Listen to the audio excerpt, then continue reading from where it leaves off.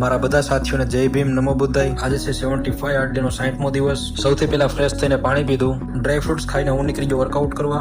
આ કુતરાની વર્કઆઉટ કરવું એ પણ લાગે ટાઈટ, કેમ કે આજે ઠંડો પવન બહુ ફૂંકાય. પછી આ હસીન રસ્તાને પાર કરીને હું પહોંચી ગયો ગ્રાઉન્ડને ચેક કરી. સૌથી પહેલા કરી સ્ટ્રેચિંગ, પછી લગાવી નાની નાની સ્પ્રિન્ટ, તે પછી ફ્રોગ જમ્પ, પછી લગાવ્યા 100 દંડ, 100 માર્યા પુશઅપ, છેલ્લે સ્ટેર મારીને વર્કઆઉટ કર્યું પૂરું. રૂમે આવીને તૈયાર થયા, જેઠાલાલ જોતા કર્યો નાસ્તો. પછી હું વયો ગયો તો કોલેજે, લાઇબ્રેરી જઈ વાંચ્યું ન્યૂઝપેપર. બપોરે જમીને થોડી વાર આરામ કરીને આપણે થઈ ગયા તૈયાર, કેમ કે હવે જવાનું બીજું વર્કઆઉટ કરવા. રૂમેથી નીકળીને ગ્રાઉન્ડે પહોંચ્યા, જમ્પ લગાવીને વર્કઆઉટની શરૂઆત કરી. ત્યાંથી ગયો વરસાદ ચાલુ. પછી કંટાળીને હું નીકળી ગયો હોસ્ટેલ બાજુ. રૂમે આવી ચાલુ કર્યું ટ્રાઇસેપનું વર્કઆઉટ, 50 બેન્ચ ડીપ મારી કર્યું વોર્મઅપ. પછી 4 kgની પ્લેટ આયરે વર્કઆઉટની શરૂઆત કરી મારી ફેવરેટ એક્સરસાઇઝથી, સિંગલ અંડરહેન્ડ.